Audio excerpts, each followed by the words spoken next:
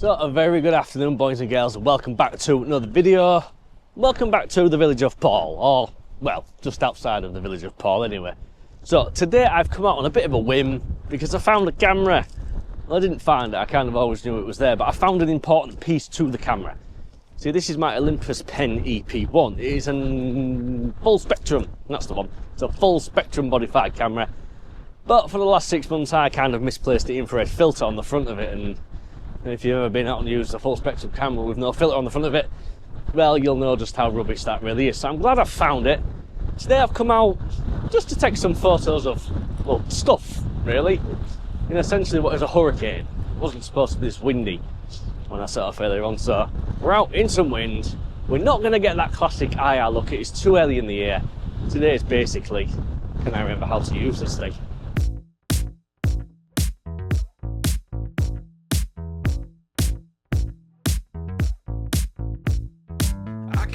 Feel good. I can't help but feel fine. So why have I come out today then, on a day that is no good for infrared photography, with an infrared camera? Well, basically it's a case of me trying to remember how to use the damn thing. I've owned this thing about a year. It's not the best camera I've ever owned, it's not the worst camera I've ever owned, it's just, like I say, I misplaced the 720nm filter about 6 months ago, right over summer when it would have been handy to use it. And I say, we've just found it, so it's a case of coming out and remembering how to use the camera. Now, on the front of this, I'll tell you what, let's jump down here out of the wind, because the wind is awful. Ugh. There we go. Right, exposure. I don't think we're going to get any. Let's see if we can swing around here. On the front of the lens, there is a 720nm infrared filter. It's the only one I've got, so I've paired it with a 25mm f1.8. Now, the image stabilisation motor in this camera was broken when I bought it. The IBIS doesn't work. That is part of the reason why I've paired it with a nice fast prime, so I don't have to worry about camera shakes. I can get the aperture nice and wide open, and basically shoot handheld at some nice fast shutter speeds. Now, it is a great day for this kind of photography, aside from the wind, of course. It's nice and clear, there's a lot of blue sky around, a lot of infrared light, and some of the photos that I have been taking, well, they've kind of looked somewhat infrared-y, a little bit brighter than I imagined they would be, which is a good thing. We're starting to get that nice dark sky in there as well, so let's move a little bit closer to the lighthouses, see what else we can grab.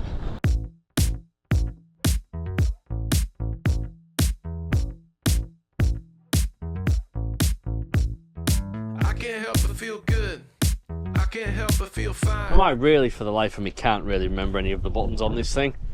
I do remember, however, that it has a custom white balance mode.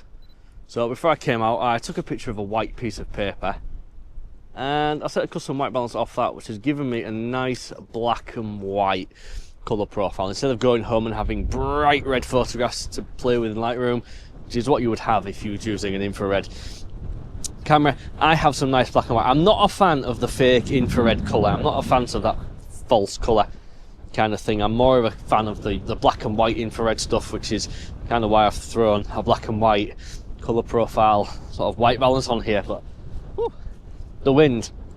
I hope there's a nice photo of a lighthouse there.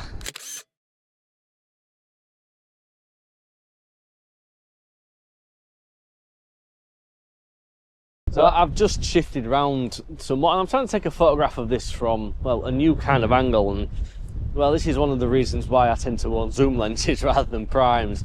As much fun as primes are for the sharpness and the speed, it's really quite difficult. You see, I'm trying to take a picture of the lighthouse with the telegraph pole, and there's my boot.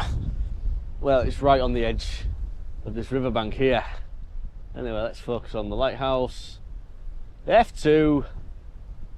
ISO 100, I believe, is the base ISO of this camera, and a 6/40th of a second. We're just shooting nice and fast. Here's one of the photographs. I have a halo.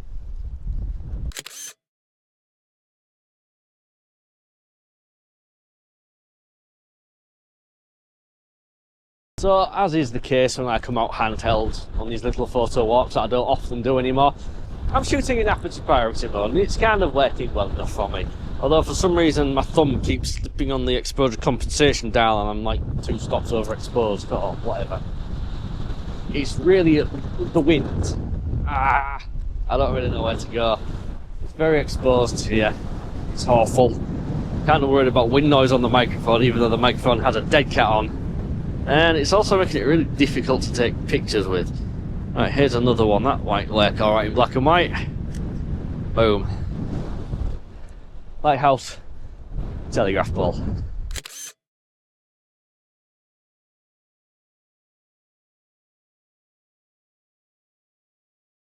So one of the beauties about the systems that I currently use 4 cameras, all from the same brand, all with the same mount.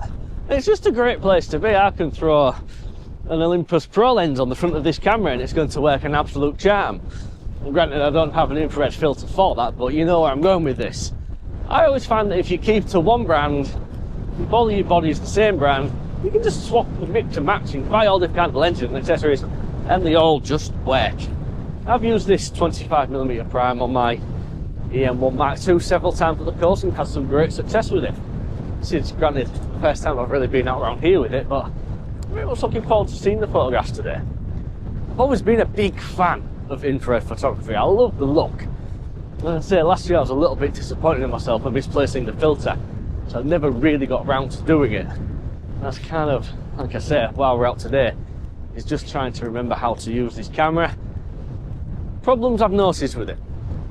The IBIS motor being shifted ever so slightly to one side is causing a bit of a vignette down the right hand side of the images. The controls are very funkily laid out. There is no grip to speak of. It's very uncomfortable to hold. But other than that, it's just the camera.